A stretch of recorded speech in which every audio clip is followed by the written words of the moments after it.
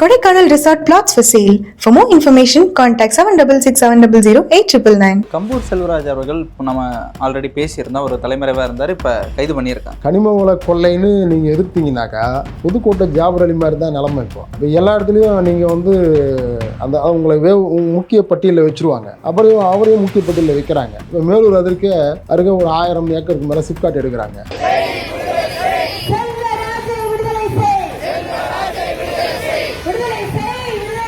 திருமா அவர்களே அந்த மாவட்ட செயலாளரிடம் பேசி அந்த ஒன்றிய செயலாளர் பேரை சொல்லி இந்த வழக்கு இது மாதிரிலாம் போடாதீங்கப்பா, வந்து பொது சமூகத்தில் நம்ம பேர் கெட்டு போயிடும், எதுக்கு இந்த மாதிரி பிசிஆரை வந்து நீங்கள் வந்து பொய்யா பயன்படுத்தாதீங்க, முதல்ல அதை வாபஸ் வாங்குங்கன்னு சொல்கிறாரு. இந்த மதுரை மாவட்ட செயல்கிட்ட பேசுகிறாரு, பேசி இதை சொல்கிறாரு, நீங்கள் போங்க நான் வந்து வாபஸ் வாங்க சொல்லிட்டேன், வாபஸ் வாங்கிடுவான்னு சொல்கிறாங்க. அன்னைக்கு சொன்ன உடனே இவங்க நம்பிக்கையோடு தான் வராங்க. ஒரு நாள் பார்க்குறாங்க, 2 நாள் பார்க்குறாங்க, ஒரு வாரம் பார்க்குறாங்க, வாபஸ் வாங்கலை. அப்போ ஒரு கட்சியில் ஒரு தலைவர் சொல்கிறாருங்க ஒரு மாவட்ட செயலரை பார்த்துட்டு, அதை வாபஸ் வாங்கப்பா, பொது சமூகத்தில் இதெல்லாம் வந்து நமக்கு சிக்கலாகும் சொல்லியிருக்கிறாரு. ஆனால் நீ என்ன சொல்கிறது, நான் தான் கேட்குறது.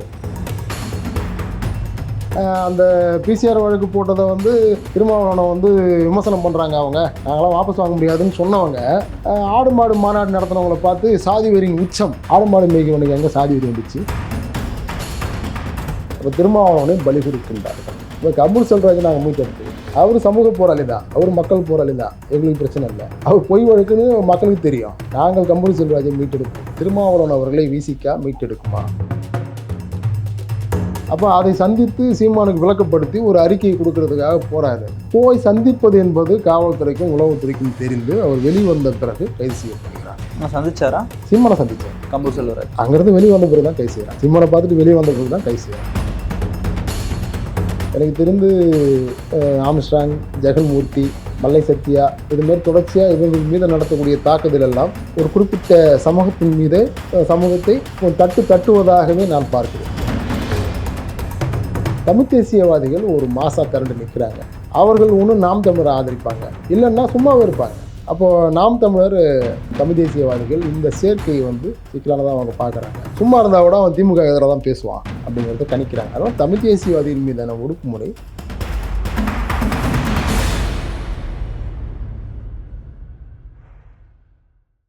நேயர்களுக்கு வணக்கம். இன்று நம்மோடு தமிழ் தேசிய விடுதலை கட்சியின் தலைவர் மரியாதைக்குரிய செந்தமிழ் குமரன் அவர்கள் வந்திருக்காங்க.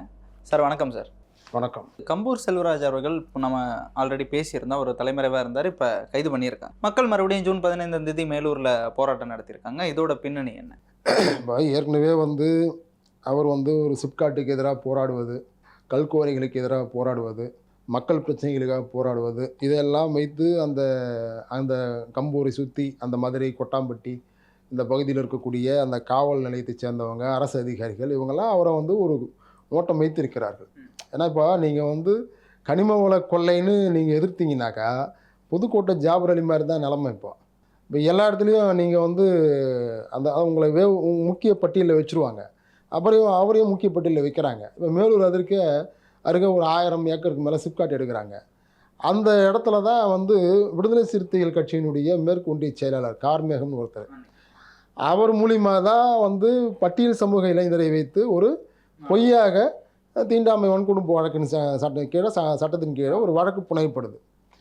இதுவே வந்து இந்த பிணை முன்பிணைக்காக அவங்க போகும்போது நீதிமன்றத்தில் தான் அவங்களுக்கு தெரியுது இந்த விஷயம். அதற்கு பிறகு அவர் வந்து சட்ட வல்லுநர்களோடு ஆய்வு செய்து அதை வந்து வழக்கு போட்டு அவர் பிணையில் எடுப்பதற்கான முயற்சியில் இருக்கிறார். இந்த நேரத்தில் இந்த இடைவெளியில் அந்த கனிம வள கொள்ளைக்கு எதிரான அந்த கூட்டமைப்பு, அப்புறமா அந்த கிரானைட் எதிர்ப்பு கூட்டமைப்புன்னு ஒன்று சமீபத்தில் அந்த தோழர்கள்லாம் போராடினாங்க, டங்ஸ்டன் எதிர்ப்பு கூட்டமைப்பு, இந்த கூட்டமைப்பு சேர்ந்த பல தோழர்கள்லாம் விடுதலை சிறுத்தைகள் கட்சியினுடைய தலைவரை நேராக சந்தித்தாங்க. திருமாவர்களை நேராக சந்தித்தாங்க. ஒரு முறை இல்லை 2 முறை சந்தித்தாங்க. ஒரு முறை சந்தித்து பேசும்போது நான் மதுரைக்கு வரும்போது சந்திக்கிறேன், நம்ம சந்தித்தாங்க பேசுவோன்னு அவர் வந்து உத்தரவாதம் கொடுத்தார். 2வது முறையும் இவர்கள் சந்திக்கிறார்கள். அந்த கூட்டமைப்பை சேர்ந்த தோழர்கள் 2வது முறை மதுரையில் அவங்க தோழர் வந்திருந்தப்போ அவரை சந்திக்கிறாங்க. சந்தித்து இந்த மாதிரி பேசுகிறாங்க. திருமா அவர்களே அந்த மாவட்ட செயலாளரிடம் பேசி அந்த ஒன்றிய செயலாளர் பேரை சொல்லி இந்த வழக்கு இது மாதிரிலாம் போடாதீங்கப்பா, வந்து பொது சமூகத்தில் நம்ம பேர் கெட்டு போயிடும், எதுக்கு இந்த மாதிரி பிசிஆரை வந்து நீங்கள் வந்து பொய்யா பயன்படுத்தாதீங்க, முதல்ல அதை வாபஸ் வாங்குங்கன்னு சொல்கிறாரு. தோழர்கள் எதிர்க்கவே சொல்கிறாரு. கம்பூர் செல்வராஜ் இல்லை, அவர் வந்து பிணை போட்டு அவர் கைது செய்யக்கூடாதுன்னு ஒரு தற்காப்பாக அவர் ஒரு விலகி இருக்கார். சந்திக்க போன தோழர்கள்ட்ட திருமாவளவன் பேசி மாவட்ட செயல்கிட்ட பேசுகிறாரு, இந்த மதுரை மாவட்ட செயல்கிட்ட பேசுகிறாரு. பேசி இதை சொல்கிறாரு, நீங்கள் போங்க, நான் வந்து வாபஸ் வாங்க சொல்லிட்டேன், வாபஸ் வாங்கிடுவான்னு சொல்கிறாங்க. அன்றைக்கி சொன்ன உடனே இவங்க நம்பிக்கையோடு தான் வராங்க. ஒரு நாள் பார்க்குறான், 2 நாள் பார்க்குறாங்க, ஒரு வாரம் பார்க்குறான், வாபஸ் வாங்கலை. அதற்கு பிறகு வேறொரு தொடர் மூலியமாக அந்த மாவட்ட செயலாளர் தொடர்பு கொண்ட போது அந்த மாவட்ட செயலாளர் சொல்லியிருக்கிறாரு, இவங்க வந்து எங்கள் தலைவரை வந்து விமர்சனம் பண்ணுறவங்க, இவங்க வந்து எங்கள் தலைவரை வந்து விமர்சனம் பண்ணுறவங்க, தப்பு தப்பாக பேசுகிறவங்க, இவங்க இந்த விஷயத்தில் கூட அப்படி தான் பேசிகிட்டு இருக்கிறாங்க, அதெல்லாம் முடியாதுங்க அப்படின்னு சொல்லியிருக்கிறாங்க. அப்போ ஒரு கட்சியில் ஒரு தலைவர் சொல்கிறாருங்க ஒரு மாவட்ட செயலரை பார்த்து, அதை வாபஸ் வாங்கப்பா, பொது சமூகத்தில் இதெல்லாம் வந்து நமக்கு சிக்கலாகும் அப்படின்னு சொல்லியிருக்கிறாரு. ஆனால் நீ என்ன சொல்கிறது, நான் என்ன கேட்குறது அப்படின்னு போயிட்டே இருக்கிறேன். அதனால தான் நான் போன வீடியோவில் சொன்னேன், திருமாவளவன் பேசுவார், மதச்சார்பின்மை பேசுவார், சாதி ஒழிப்பு அவர் பேசுவார், சனாதன எதிர்ப்பு அவர் பேசுவார், அவங்க கட்சிக்காரங்க பேச மாட்டாங்க. அவங்க சாதி ஆதிக்க வெறியர்களோட இணக்கமாக இருப்பாங்க, சனாதன சக்திகளோட இணக்கமாக இருப்பாங்க, மத வெறியர்களோட தான் கூட்டாக இருப்பாங்க. வெளியே வந்து திருமாவுக்கு ஒரு தோட்டம் இருக்குது, வெளியே திருமாவுக்கு ஒரு மதிப்பு இருக்குது, அதை வைத்து கொண்டு இவர்கள் எடை போடுகிறார்கள். திருமாவுக்கு தான் அந்த மதிப்பு இருக்குது, திருமாவை தவிர்த்து வேறு யாருக்கும் இல்லை. அதனால தான் நீங்கள் பார்த்தீங்கன்னா கம்பூர் செல்வராஜ் பிரச்சனையில் அந்த பிசிஆர் வழக்கு போட்டதை வந்து திருமாவளவனை வந்து விமர்சனம் பண்ணுறாங்க. அவங்க நாங்களாம் வாபஸ் வாங்க முடியாதுன்னு சொன்னவங்க ஆடு மாடு மாநாடு நடத்தினவங்களை பார்த்து சாதி வெறியின் உச்சம், ஆடு மாடு மேய்க்கிறவனுக்கு எங்கே சாதி வெறி வந்துச்சு சொல்லுங்கள், ஆடு மாடு மேய்க்கிறவனுக்கு எங்கே சாதி வெறி வரப்போகுது, வன்னியர் சொல்லியிருக்கிறாரு. அப்போ இவங்க சமூகத்தை எப்படி பார்க்குறாங்க தெரியுதா? எந்த பிரச்சனையாக இருந்தாலும் திருமாவுக்கு ஒரு பார்வை இருக்குது, அதை நாங்கள் மதிக்கிறோம், விமர்சனங்கள் இருந்தாலும் வைக்கிறோம். ஆனால் திறனாய்வுக்கு அப்பாற்பட்டவர்கள் யாருமே கிடையாதுங்க. திருமாவளவனும் விமர்சனத்துக்கு அப்பாற்பட்டவர் இல்லை, விமர்சனத்துக்குள்ளானவர் தான். விமர்சனத்துக்குள்ளான விஷயங்கள் திருமாவளவனும் செய்திருக்கிறார். அதை கேட்க வேண்டிய நேரத்தில் கேட்போம். அதே நேரத்தில் திருமாவுக்கு ஒரு ஆபத்து வருதுனாலும் நாங்கள் கண்டனம் கொடுப்போம். நாங்கள் திருமாவளவனை தவறாக போகும்போது விமர்சிக்கிறோம். அதே நேரத்தில் திருமாவளவனை கொச்சைப்படுத்தி பிஜேபிக்காரர்கள் பேசும்பொழுது நாங்கள் அவங்களை கைது செய்யணும்னு திருமாவளவுக்கு ஆதரவாக போராட்ட காலத்தில் நிற்கிறவங்க. நாங்கள் எங்களை போன்ற போராட்ட இயக்கங்கவாதிகளை ஜனநாயக சக்திகளெல்லாம் நீங்கள் வந்து பிசிஆர் வழக்கு போட்டு உள்ளே போட்டு இருந்தீங்கன்னாக்கா அப்போ நீங்கள் புரட்சிகர அமைப்புங்கிற பேரை காப்பாற்றலாம்னு நினைக்கிறாங்களா? அப்போ அந்த மாதிரியான போக்குகள் உருவாயிடுச்சு. உருவான உடனே இவங்க திரும்பவும் பிணைக்கு போடுறாங்க.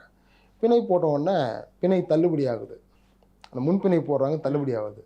இந்த நேரத்தில் தான் வந்து அவர் வந்து சீமானை சந்திக்கிறதுக்காக போகிறாரு. ஏன்னா அந்த இடம் மேய்ச்சல் இடமாச்சே, 1000 ஏக்கர் நிலம் வந்து மேய்ச்சல் இடம், அதில் ஒரு 3ல் ஒரு 2 பங்கு என்னமோ வந்து மேய்ச்சல் இடம். இவரும் மேய்ச்சலுக்காக தானே மாநாடு போடுறாரு. அப்போ அதை சந்தித்து சீமானுக்கு விளக்கப்படுத்தி ஒரு அறிக்கையை கொடுக்கறதுக்காக போகிறாரு. போய் சந்திப்பது என்பது காவல்துறைக்கும் உளவுத்துறைக்கும் தெரிந்து அவர் வெளிவந்த பிறகு கைது செய்யப்படுகிறார். ஆனால் சந்திச்சாரா? சீமானை சந்தித்தார் கம்பூர் செல்வராஜ். கம்பூர் செல்வராஜ் சீமானை சந்தித்தார். சந்தித்து இதெல்லாம் விளக்கப்படுத்தி அந்த சிப்காட் திட்டம் வரக்கூடாதுன்னு அவர்கிட்ட உதவி கேட்டார். அதெல்லாம் பேச்சுவார்த்தை நடத்திட்டு அப்புறம் வெளியே வராரு. வெளியே வந்தவுடனே அவரை வந்து உளவு பார்த்து கைது செய்கிறார்கள். அங்கே தான் கைது செஞ்சாங்களா? அப்போ அங்கேருந்து வெளியே வந்த பிறகு தான் கைது செய்கிறாங்க. சீமானை பார்த்துட்டு வெளியே வந்த பிறகு தான் கைது செய்கிறாங்க. விராத்தனூர். ஆமாம், அங்கே தான் கைது செய்கிறாங்க அவரை. அப்போது இந்த விஷயம் என்பது வந்து நாம் கேட்கக்கூடிய கேள்வி, அவர் ஒரு சமூக போராளி, அவர் ஜாதி பார்த்து போராடுறவர் கிடையாது. அவர் ஒரு தமிழ்நாட்டுடைய நிலவளம், நீர்வளம், கனிம வளத்தை காப்பதற்காக போராடக்கூடிய ஒரு தமிழ் தேசிய சிந்தனையாளர். அவர் மேலே இந்த மாதிரி ஒரு பொய் வழக்கு போட்டு இனி சிறையில் தள்ளிட்டாங்க. அப்போ இது திராவிட கட்சியும் திமுகவும் திமுகவினுடைய அல்லக்கையாக செயல்படக்கூடிய விசிகாவும் சேர்ந்து செய்த சதி. புரியுதுங்களா? இது வந்து சேர்ந்து செய்த சதி. இதை வந்து இதை நாம் அமலப்படுத்தணும்னு சொல்கிறோம் தோழர்கள்ட்ட. நிறைய பேர் இல்லை நம்ம அப்படிலாம் பேசக்கூடாது. ஏன் பேசக்கூடாதுன்னா, நாம் வந்து பொய்யா பிசிஆர் போட்டாங்கன்னு சொல்லிட்டாக்க அப்புறம் பிசிஆர் வழக்கே வந்து பிசிஆர் சட்டமே தப்புன்னு பேசுவாங்க அப்படின்னு சில பேர் வந்து சில போராளிகள் கருத்து சொன்னாங்க. அப்படி இல்லைங்க, ஒரு சாதி ஆதிக்கம் செய்பவனை நாம் வந்து தண்டிக்கணும்னா பிசிஆருக்கு தான் தண்டிக்கணும். ஆனால் அப்படி தண்டிக்கிறது இல்லை. சாதி ஆதிக்கம் செய்பவனுக்கு எதிராக பிசிஆர் முறையாக பயன்படுத்துறது இல்லை. ஆனால் சமூக போராட்டத்தில் ஈடுபடுறவனுக்கு எதிராக பிசிஆர் பயன்படுத்தப்படுது. அது மட்டும் இல்லாமல் கட்ட பஞ்சாயத்துக்காக பிசிஆர் பயன்படுத்து. அப்போ பிசிஆர் சட்டத்தை முறையாக நடைமுறைப்படுத்த முறையாக பயன்படுத்தும் தான் நாம் கோரிக்கை வைக்கணுமே தவிர, கம்பூர் செல்வராஜ் மேலே போட்ட வழக்கே பொய் வழக்குன்னு சொல்லி நம்ம ஊதி அதாவது இந்த இது புணுகு பூச வேண்டிய வேலை இல்லை. அது பிசிஆரின் கீழ் போடப்பட்ட பொய் வழக்குன்னே சொல்லணும். இந்த அனுபவம் நாளைக்கு ஒரு போராளிக்கு கிடைக்கும். சாதி ஆதிக்கவாதிகளால் மட்டும்தான் நீங்கள் அனுபவம் பெற முடியுமா? ஒரு பகுதிக்கு போகிறோங்க, பகுதிக்கு போய் நம்ம வந்து போராட்டம் பண்ண போகிறோம், அந்த பகுதியில் சாதி ஆதிக்கவாதிக்கு அது பிரச்சனையாக இருக்குது. அப்போ நம்ம போகக்கூடிய போராளிகள் அந்த சாதி ஆதிக்கவாதியில் கணக்கில் எடுப்பாங்களா எடுக்க மாட்டாங்களா? நாம் இதை செஞ்சால் அவர்கள் பிரச்சனை பண்ணுவாங்க. அப்போ இதை எதிர்த்து எப்படி மக்களை திரட்டுவது? சிந்திப்பாங்களா சிந்திக்க மாட்டாங்களா? சிந்திப்பாங்க இல்லையா? அப்போது சாதி ஆதிக்கவாதிகளை பற்றிய புரிதல் சமூகத்தில் இருக்குது. சாதி ஒழிப்புன்ற பேரில் நாடகம் பண்ணுறான் பார்த்தீங்களா, அவனை பற்றிய புரிதலை நம்ம உருவாக்கணும். அப்போ நாளைக்கு ஒரு இடத்துக்கு போகும்போது இந்த மாதிரியான ஆட்களும் இருப்பாங்க, இவர்கள் இப்படி வந்தால் நாம் எப்படி எதிர்கொள்வதுன்னு அந்த அனுபவமும் தோழர்களுக்கு வேணும், புரிதல் வேணும். இல்லைன்னா பேராசிரியர் கல்விமணி மேலேயே பிசிஆர் போட்டவங்க தானே. அதனால் இப்போ எல்லார் மேலேயும் பிசிஆர் போடும். இப்போ பேசுகிறதுக்காக கூட என் மேலே பிசிஆர் போடலாம், அதுக்கான வாய்ப்புகள்லாம் வந்து இருக்குது, அதுக்கான ஆட்களும் இருக்கிறாங்க. ஏன்னா இப்போ அந்த மாதிரியான ஒரு இடத்துக்கு போயிட்டுருக்குது. அதனுடைய விளைவாக அவர் பலியாக்கப்பட்டிருக்கிறார். அதை கண்டித்து தான் இப்போ சமீபத்தில் போராடி இருக்கிறாங்க. ஆனால் அந்த இடத்துல இதை வெளிப்படையாக பேசியிருக்கிறாங்க சில தோழர்கள், வரவேற்க வேண்டியது. இப்பெல்லாம் பூசி முழுக வேண்டிய அவசியம் இல்லை, பிசிஆரை முறையாக நடைமுறைப்படுத்து, பொய் வழக்கு பதியாதுன்னு வெளிப்படையாக பேசியிருக்கிறாங்க, அது வரவேற்கக்கூடியது. இதில் கமுக்கமாக அமைதியாக வேடிக்கை பார்த்து கொண்டிருக்கக்கூடிய விடுதலை சிறுத்தைகள் திருமாவளவன் அவர்கள் தன்னுடைய தலைமை பாத்திரத்தை இழந்திருக்கிறார் என்பதை நாங்கள் திறனாய்வாக வைக்கிறோம். தமிழ்நாட்டில் எந்த ஒரு தலைவருக்கும் தலைவர் கட்டளையிட்டபடி ஒரு தொண்டன் கேட்காம இருந்ததே கிடையாது. அப்படி இருந்தான்னா அவன் கட்சியில் இருக்க மாட்டான். ஆனால் திருமாவளவன் அவர்கள் மட்டும் நீங்கள் பாருங்கள், சமீபத்தில் கூட ஒரு வீடியோவில் போடுறாங்க, அவர் பேட்டி கொடுத்துட்ருக்கிறார், பின்னால் எல்லாம் காய்ச்சி முடிச்சுன்னு கத்துறாங்க, சும்மா இருங்கன்றார், அப்பவும் மதிக்கலை. அப்போ திருமா அவர்களை ஏன் இந்த நிலைமை? உங்களை திராவிட கட்சிகள் உங்களை அங்கீகரிப்பதில்லை, சீட்டுக்கும் வந்து உங்களுக்கு வந்து பிரச்சனையாக இருக்குது, உங்களை திராவிட கட்சிகள் நடத்துகின்ற விதமும் இதுவாக இருக்குது, உங்கள் கட்சிக்காரர்கள் அதை விட இல்லை வந்து உங்களை வந்து பார்க்குறாங்க. ஏன் என்ன உங்களுக்கு அப்படிப்பட்ட ஒரு நிர்பந்தம்? சமீபத்தில் புதுக்கோட்டையில் ஒரு பிரச்சனை, விடுதலை சிறுத்தைகள் கட்சியில் அந்த மாவட்ட பொறுப்பாளர்களை வந்து நீக்கணும்னு சொல்லி அங்கே இருக்கிற பொறுப்பாளர்லாம் கோரிக்கை வச்சுருக்காங்களாம். நீக்கணும்னு நீங்கள் சொன்னாங்க, உடனே நீக்க முடியாது, கூப்பிட்டு விசாரிக்கணும் போனோம். நீங்கள் கருத்து சொன்ன உடனே ஒரு புகார் கொடுத்த உடனே நடவடிக்கை எடுக்கணும்னா தமிழ்நாட்டில் இருக்க 184 தொகுதியில் இருந்தால் நான் வந்து மாவட்ட செயலர் நீக்கணும், அப்படி தான் செய்ய முடியும்னு சொல்லியிருக்கிறார். அப்படின்னா என்ன தெரியுமா பொருள்? அதுக்கு எந்த மாவட்ட செயலரும் ஒழுங்காக இல்லை, அதெல்லாம் பொருள் அதுக்கு. ஓகே, எல்லாரையும் தான் நீக்கணும் அப்படின்ற. அப்போ தலைவர் மட்டும் மேலே போயிட்டே இருக்கிறாரு, தலைவருக்கு அடுத்து இருக்கிறவங்க எல்லாம் அப்படியே பம்மிக்கிட்டு பதுங்கிக்கிட்டு எல்லா விதமான சமூக விரோத செயல்களும் செய்கிறாங்கன்னாக்கா அப்புறம் எப்படி நீங்கள் வந்து கட்சி வளரும்? அப்போ திருமாவளவனை பலி கொடுக்கின்றார்கள். இப்போ கம்பூர் செல்வராஜை நாங்கள் மீட்டெடுத்துருவோம், அவர் சமூக போராளி தான், அவர் மக்கள் போராளி தான், எங்களுக்கு பிரச்சனை இல்லை. அவர் பொய் வழக்குன்னு மக்களுக்கு தெரியும். நாங்கள் கம்பூர் செல்வராஜை மீட்டெடுப்போம், திருமாவளவன் அவர்களை விசிகா மீட்டெடுக்குமா? ஒரு சாதாரண மாவட்ட செயலர் ஒன்றிய செயலரை மதிக்கலை, அப்புறம் எப்படி மக்கள் மதிப்பாங்க, எப்படி ஓட்டு போடுவாங்க சொல்லுங்கள்? பரிதாபத்துக்குரியதாக இருக்குது. தேர்தல் நெருங்கிட்டு இருக்கு. இந்த நேரத்தில் இந்த மாதிரி கைதுகளும் இதுவும் மாநாடுகளை ஒரு பக்கம், கைதுகள் ஒரு பக்கம்னு பரபரப்பாக போயிட்டுருக்கு. இதை நீங்கள் இந்த சூழல் நீங்கள் எப்படி பார்க்குறீங்க? இந்த கைதுகளும் சரி, இந்த மாதிரி நீங்கள் சொல்கிற மாதிரி அடக்குமுறைகளும் சரி எப்படி பார்க்குறீங்க? அது திமுக மட்டும் இல்லை, எல்லா கட்சிகளுமே இப்போ பரபரப்புக்குள்ளாயிட்டாங்க. தேர்தல் வருது, தேர்தலில் எப்படியாவது வென்றாக வேண்டும், எப்படியாவது ஒன்றாக வேண்டும், எப்படியேனும் வென்றாக வேண்டும், அந்த நிலைமைக்கு போயிட்டாங்க. எல்லோரும் அவரவர்களை பாதுகாத்து கொள்ளக்கூடிய நிலைமைக்கு போயிட்டாங்க. சமீபத்தில் மதிமுகவில் வாரிசு அரசியலை சொல்லி மல்லை சத்யா அவர்களுக்கு கட்டம் கட்டிட்டாங்க. இதுவும் கூட தேர்தலை ஒட்டிய யுத்தி தான். ஏன்னா மதிமுக பிஜேபி அணிக்கு போவதற்கான பேச்சுவார்த்தையை துரை வைக்கும் மூலமாக தொடங்கிடுச்சு. அந்த விஷயங்களை இவங்க உளவுத்துறை மூலமாக தமிழ்நாடு அரசு கண்டுபிடிச்சிருச்சு. இதற்கு தடையாக மல்லை சத்யா இருப்பார் என்பதனால் அவர் கட்டம் போட்டுக்கொண்டிருக்கிறார். அது ஒரு விஷயம். இரண்டாவது, சென்னை, திருவள்ளூர், செங்கல்பட்டு, காஞ்சிபுரம் போன்ற மாவட்டங்களில் கார்ப்பரேட்டுடைய ஆதிக்கம் அதிகமாகிட்டே இருக்குது. பரந்தூர் விமான நிலையம், பெரிய ரிங் ரோடு வரப்போது, புல்லட் ரயில் சேவை உருவாக்க போகிறாங்க, சென்னையினுடைய துணை நகரம் உருவாக போகிறது.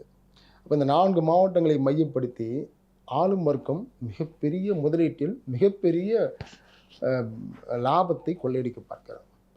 இதற்கு தடையாக யாரெல்லாம் வருவாங்களோ அவங்களை ஒன்று அடக்கி வைப்பது, இல்லை முடித்து விடுவது. எனக்கு தெரிந்து ஆம்ஸ்ட்ராங், ஜெகன்மூர்த்தி, மல்லை சத்யா இதுமாரி தொடர்ச்சியாக இவர்கள் மீது நடத்தக்கூடிய தாக்குதல் எல்லாம் ஒரு குறிப்பிட்ட சமூகத்தை தட்டுவதாகவே நான் பார்க்கிறேன். ஏற்கனவே இங்கே வன்னிய சமூக தலைவர் தட்டி வச்சுட்டாங்க, அதை தங்களுக்குள்ளே அடைக்கலமாக்கி வச்சுட்டாங்க, கொஞ்சம் துள்ளினவெல்லாம் தட்டி வச்சுட்டாங்க. இப்போ தெரிந்தோ தெரியாமலோ இவரெல்லாம் மேலே இருக்கு நமக்கு இவங்களுடைய அதாவது அம்சாங் மற்றும் பூவி ஜெகன்மூர்த்தி போன்றவருடைய செயல்பாடுகள் நமக்கு மாற்று கருத்துக்கள் இருக்குது. ஆனாலும் கூட இவர்கள் வந்து கார்ப்பரேட் மயமாகக்கூடிய இந்த சூழலில் மக்களுடைய நிலங்கள் பறிக்கப்படும், மக்கள் பலியாக்கப்படுவார்கள், சென்னையிலேருந்து விரட்டி அடிக்கப்படுவார்கள். இதுக்கெல்லாம் வாயை மூடிக்கிட்டு கேட்குறத நாம் சொல்வதை மட்டுமே கேட்கக்கூடிய தலைவர்கள் மட்டுமே தேவை. எதை வேணாலும் பண்ணிக்க, இந்த பக்கம் வந்துடக்கூடாது என்று கருதக்கூடிய ஆட்சியாளர்கள் இருக்கிறார்கள். அந்த வகையில் அந்த தன்மையில் இருக்கக்கூடிய தோழர்கள், தலைவர்கள் அவங்கள வந்து ஒரு தட்டு தட்டுறாங்க அப்படின்னு பார்க்க வேண்டியது இருக்குது. இந்த போக்கும் நடந்து கொண்டு இருக்கிறது இல்லை. அதே போல் அதிமுகவும் சில போக்களை கையாளுகிறது. இதில் வந்து அதிமுக வந்துவிடக்கூடாது என்பதற்காக திமுக சில விஷயங்களை பார்க்கிறது. ஏற்கனவே இடதுசாரி அமைப்புகள் திமுகவுக்கு பக்கபலமாக இருந்தாங்க. பாசிசத்தை எதிர்ப்போம், பாசிசத்திற்கு மாற்றாக திமுக வரவேற்போம்லாம் தேர்தலில் வேலை பார்த்தாங்க. இந்த முறை அப்படி நடக்குமான்னு அவனுக்கு கேள்வி வந்திருக்கு. அதனால் இப்பொழுதே எந்த இயக்கவாதிகள், எந்த போராளிகள் அமைப்புகள் மக்கள் மத்தியில் கால் ஊன்றாங்களோ அவர்கள் நமக்கு எதிராக இருப்பாங்கன்னா இப்பயே தட்டிடணும், இப்போவே அவங்கள அடக்கிடணும். இப்போ கைது பண்ணி வழக்கு போட்டிங்கனாக்கா வழக்குக்கு சுற்றுறது கொள்றதுக்குள்ளார அவங்க ஒன்றும் பண்ண முடியாது. நாளைக்கு ஒரு தேர்தல் பிரச்சாரம் இருக்குது, அன்றைக்கி தான் அவங்க வழக்கு வருவாங்க.